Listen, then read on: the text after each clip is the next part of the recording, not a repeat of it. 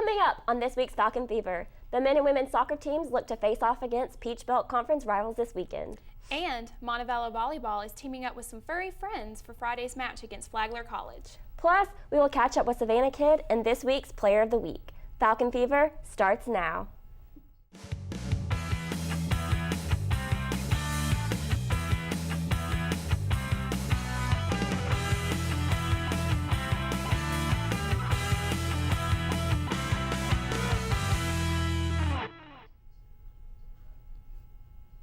Hello and welcome to the first Falcon Fever of the semester. I'm Sloan Gibby. And I'm Chloe Allen. Thanks so much for joining us. First up, we've got volleyball. The Falcons women's volleyball team is looking to improve on last season's 15-17 record, and so far they've done just that.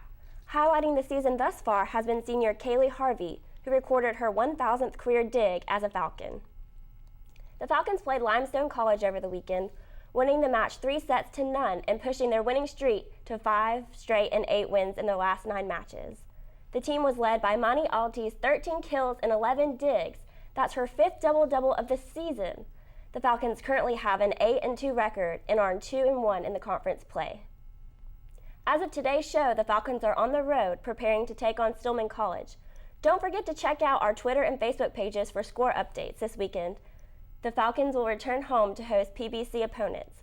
Friday night, the Falcons will battle Flagler College, and Saturday afternoon, they will host Armstrong Atlantic.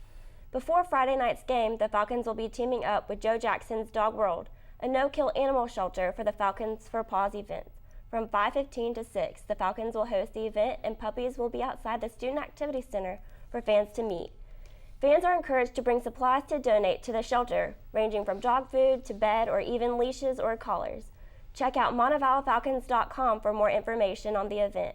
Be sure to come out and support your Falcons here on campus this weekend. Now let's hit the field for some soccer news. After a 2-0 start to their season, new head coach Bruce Dieterle and his team hit a snag in the early season with a 3-game losing streak, including starting their Peach Belt schedule 0-1. The Falcons look to return their winning ways against the UNC Pembroke Braves on Saturday. The teams battled back and forth during regulation time. It would need overtime to decide the winner. Just minutes into the extra time, Pembroke struck with a goal just out of the reach of goalkeeper Brendan Ledgway for the Braves' win. The Falcons will try to change their luck on the field when they meet Francis Marion on the road on the 29th. The team will be back home on the 2nd against Clayton State for Faculty and Staff Appreciation Night, before hitting the road again for conference play at Lander on the 5th. The women's soccer team has had a difficult start to their 2013 season. After completing 5 games thus far, the Falcons have had a record of 0-3-2. They are still looking to pick up their first win. The Falcons played PBC rival UNC Pembroke this past Saturday, and the game could not have started any better for the Falcons as freshman Michaela Grabber was able to score her 2nd goal of the young season at 3 minutes and 57 seconds into the game. But even with the Falcons' quick opener, Montevallo was unable to come away with the win, the final score being 4-2. Montevallo was looking for their first victory on Tuesday when they traveled to West Florida, but after a weather delay of more than 2 hours, the game was called off. The Falcons are now preparing to take on their next PBC opponent, Armstrong Atlantic, this weekend. Montevallo will host the game this Saturday, where the two teams will battle it out on the field at 2:30. Let's head out to the greens for a golf update. The men's and women's teams started their respective seasons in early September before teaming up to host the first Montevallo Invitational.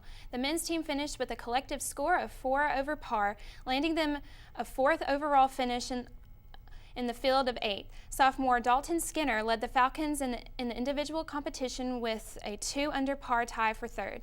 The women's team finished in 2nd place, setting a new school record for the lowest total round score in a tournament. The same record they had broken in their 5th place finished in the Smoky Mountain Intercollegiate earlier this season.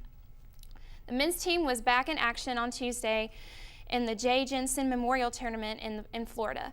The team finished 16th overall with a combined 61 over par. Junior Nick Davis and sophomore Davis Bauer finished tied for 56th in the individual standings with a 13 over par score.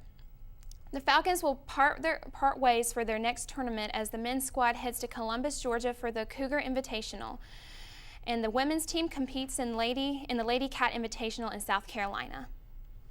Big news broke over the summer as the athletic department announced the arrival of a new women's sport. That's right. The Board of Trustees granted the department the funding to add women's collegiate softball to the university's athletic department, effective spring 2015. We caught up with the director, Herlihy, about the process of expanding.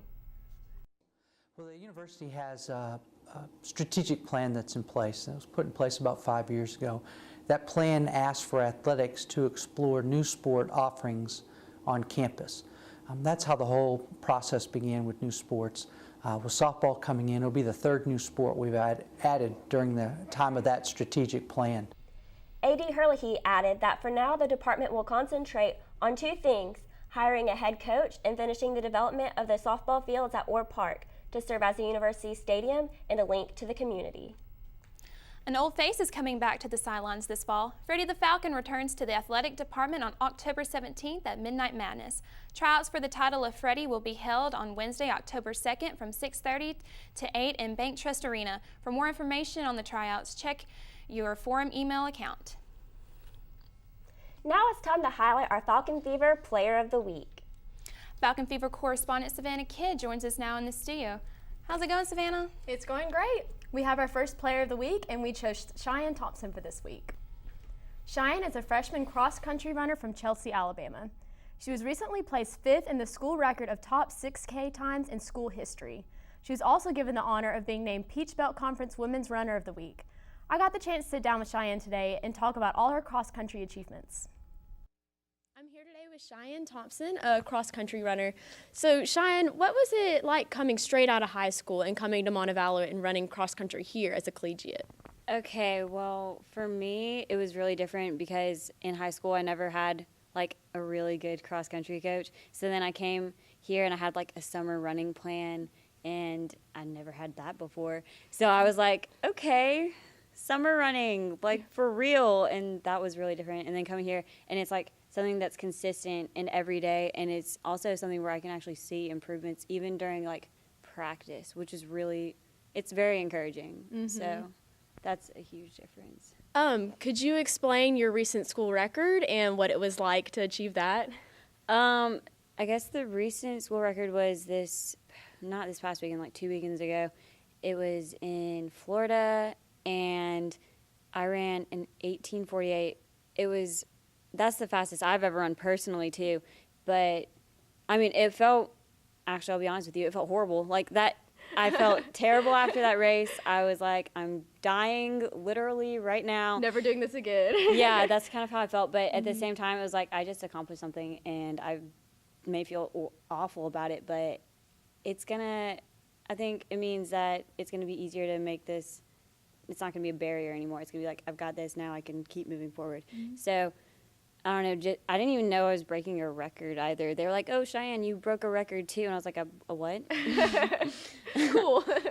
Awesome. Yeah. If it helps my team, then okay. And you were also named the PBC Runner of the Week. Were you surprised to get that too? I was kind of surprised. I was like, I'm a freshman. I'm just here running. And they actually told me, they're like, you'll probably get Runner of the Week for winning this race. And I was like, oh, well, okay. Mm-hmm. I guess if they think I deserve it, then thank you. But it was cool. I don't know, I feel like I'm making a splash, but I didn't expect to. Yeah. I guess. Are people shocked to find out that you're a freshman and you've already like achieved like all these things as a runner?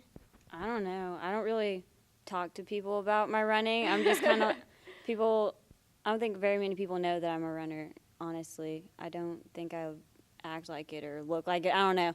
So people don't really ask me about it, but I don't think people are surprised. Like, we talked to somebody I knew, and she was like, how much are you running? Oh, just 10 miles. She's like, oh, yeah, I figured. Yeah, about that much. That sounds right. And I was like, oh, well, okay, if you say so. Yeah. Well, do you have any goals for yourself for the future? Yeah, I definitely want my team to make it to nationals. I want us to make it there, and I want us to do it really well. And, I mean, I have like goals. My first goal at first was like to break 18:55 for a 5K, which I did. So now I have to make a new one for that. But right now, like a goal that I'm really looking at is for my 6K. I wanna get under 23, which we'll see if I can do that. But it's the goal. So Yeah.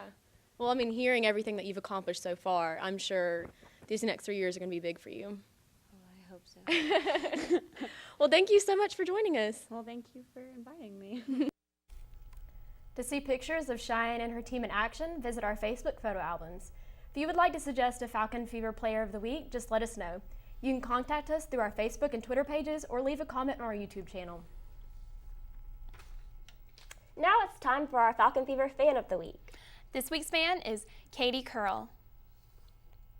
Katie is the student assistant coach for the women's volleyball and is very encouraging to her team. Thanks for your support to Montevallo Athletics, Katie. We appreciate all that you do.